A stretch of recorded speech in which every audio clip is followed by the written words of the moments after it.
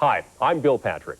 The program you're about to see is part of a vintage series called Car and Track, which was originally produced during the first half of the 1970s.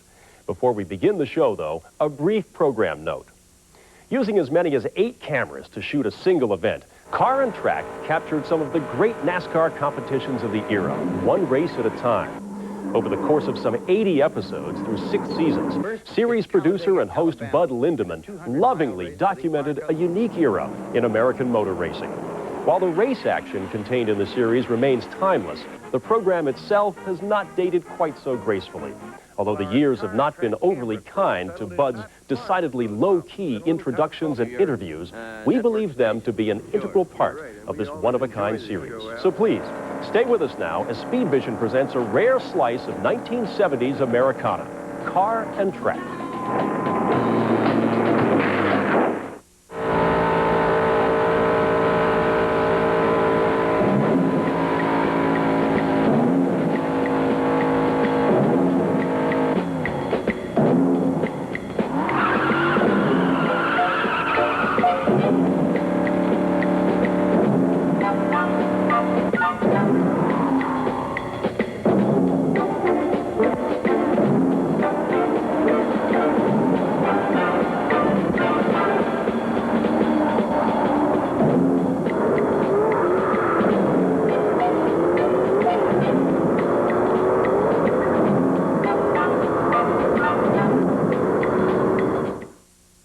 Hi there. We have a doubleheader for you today. The action highlights of 2 different events, both on fast, tight, hard driving tracks. The first from Kaukauna, Wisconsin, a 200-lapper featuring the late model stocks from USAC. And hey, it was a dandy. And plus a trip down south to Martinsville, Virginia, and a look at NASCAR's modified division for a rough and tumble type show that only the mods can stage. You know, we get a great many requests from viewers for short track races, and we have it for you today. We'll be ready to go after this message. The Wisconsin Raceway is about 25 miles south of Green Bay in the little town of Kaukauna. It's a well-banked tri-oval, wide enough to allow 3 and 4 abreast passing. Well, on this day, they were host to the United States Auto Club late model stock division. Hey, they had a lot of cars, top drivers, and a sellout crowd. Everything necessary for a good show. And hey, it was. The 3 fastest qualifiers for this 200-lap championship were Jack Bowser in the Ford number 21, Norm Nelson driving a Plymouth number 1, and 5 is Don White in a 69 Dodge Charger. However, they're using an inverted start. The fastest cars are at the rear of the field. 42, Mark Dinsmore is on the pole, 45, Wally Christensen alongside. In the second row, 96 is Ted Dolan with 64, Mike Stein starting 4th in a Chevelle. 26 cars on a half-mile track with the hot dogs in the rear are all the ingredients for a wild race. And it starts right here at the green flag.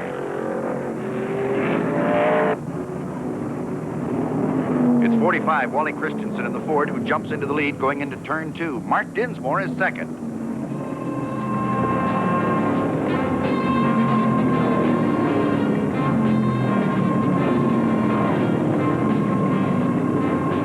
They're running 3 and 4 abreast, and out of the 4th turn, it looks like Times Square on New Year's Eve.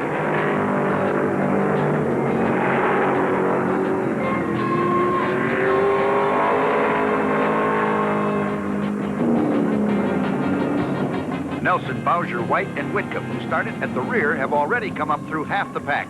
Christensen still has the lead, but you can bet he hears them coming on.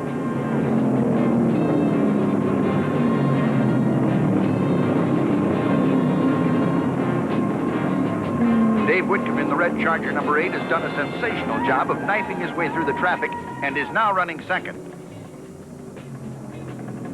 As they enter the 3rd turn, Dave Whitcomb moves to the outside, passes Christensen, and the new leader is number 8.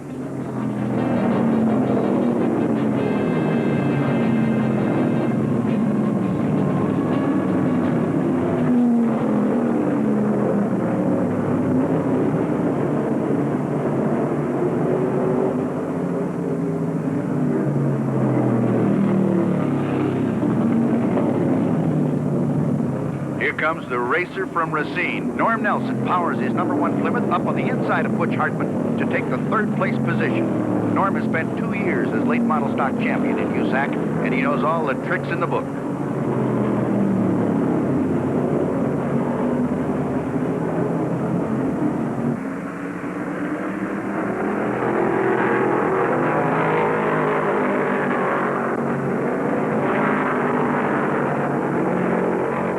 Back straightaway, Dave Whitcomb is the leader with Norm Nelson second, Butch Hartman third, and now Bowsher has moved into the 4th place spot.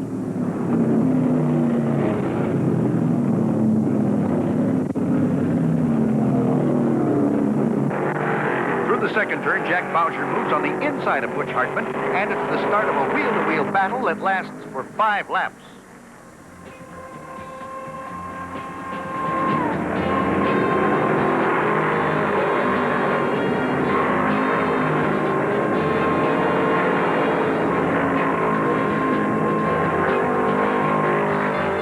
Turn, Hartman's Charger fishtails, and Bowsher slides underneath for a solid hold on 3rd place. Norm Nelson closes the gap on the leader, Dave Whitcomb, as they pour onto the front chute. Finds room on the low side, moves up on him, and takes the lead as they charge into the #2 pocket.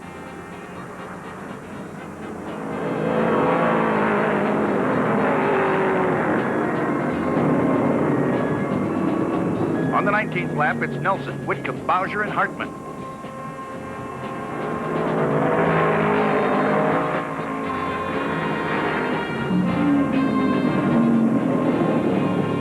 The first engine to let go in this race belongs to car number 11, driven by Sal Tavello. Then 96, driven by Ted Dolan, comes into the pits with a broken spindle. Jack Bowser's charge is still red hot in his #21 Ford as he passes Whitcomb to take over 2nd place, about a quarter of a lap behind leader Norm Nelson.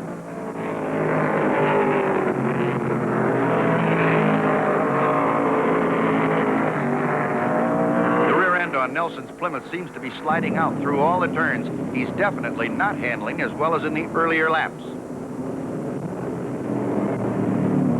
Car 48, the Chevelle, driven by George Rondelli, is the first to pit. He gets fuel and new rubber on both sides.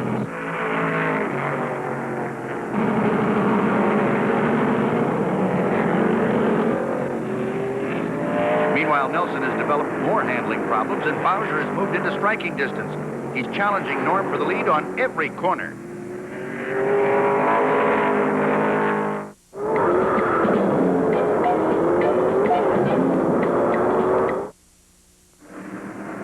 With a flat-out stand-on-it charge down the front chute, Jack Bowsher passes Nelson on the inside.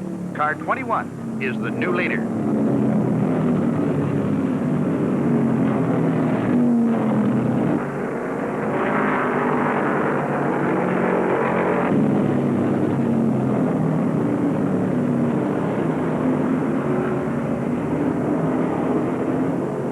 Number 24, driven by Lou Burmeister, is out of this one as he parks it behind the wall. Uh-oh, Norm Nelson gives up his 2nd place spot to pit for new rubber in hopes of solving his handling problems.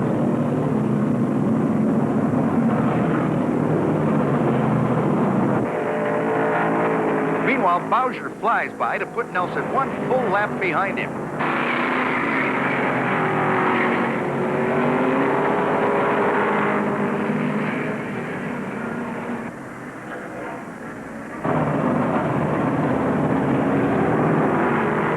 Kaukauna flash Don White brings his Dodge Charger in for fuel and rubber.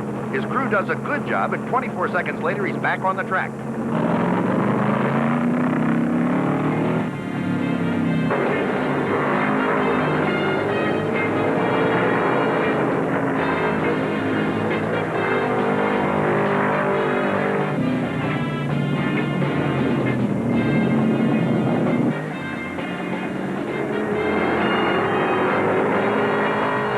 Two more cars are in with engine problems. 53, piloted by Raj Regent, and Dave Christensen's 69 Ford. Both cars have the hoods up, and that usually means big trouble.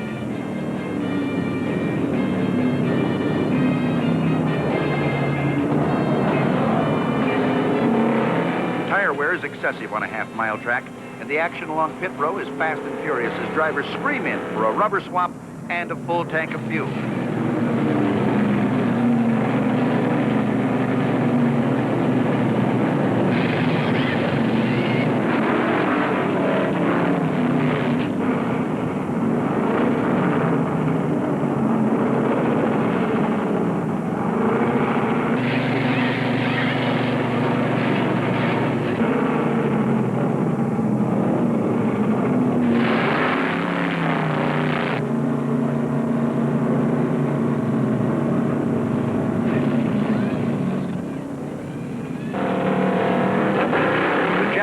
In the pits for right side rubber, Butch Hartman in the Charger number 75 inherits the lead, and he's trying to run away and hide.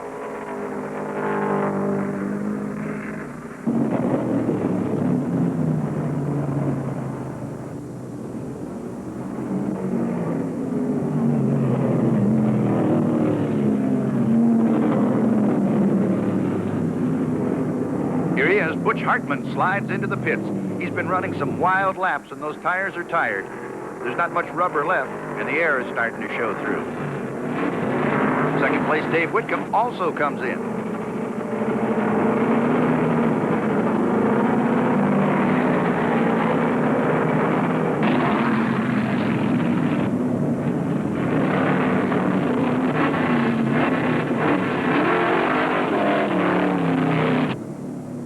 On the track, it's Norm Nelson with the lead. 39, Paul Feldner second, and Bowsher third. Uh-oh, look out!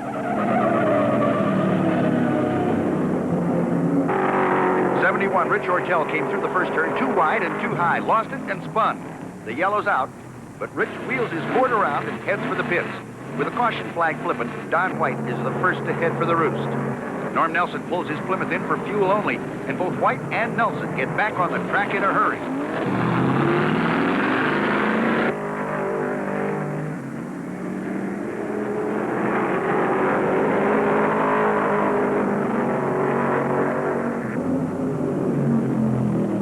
Jack Bowsher has the lead. Number 8, Dave Whitcomb is second, Norm Nelson third, 99 Eaker fourth, and Butch Hartman fifth.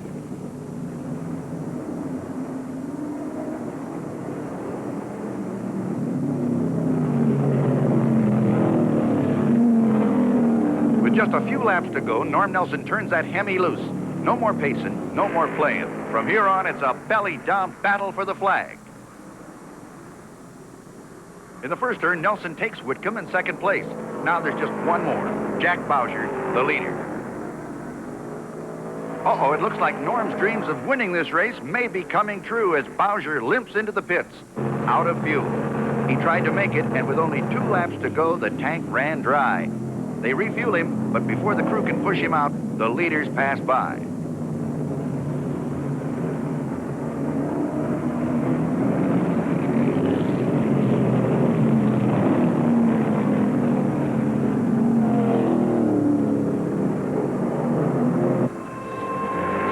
Down the chute, Norm Nelson is out in front with Dave Whitcomb trying to close on him.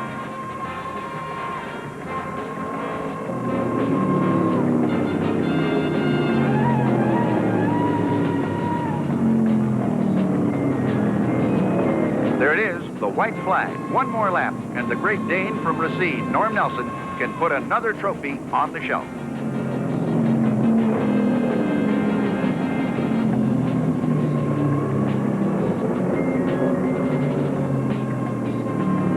Here he is out of the 4th turn and down the front straightaway for the checkered flag. Norm Nelson, the winner of the Wisconsin International 200.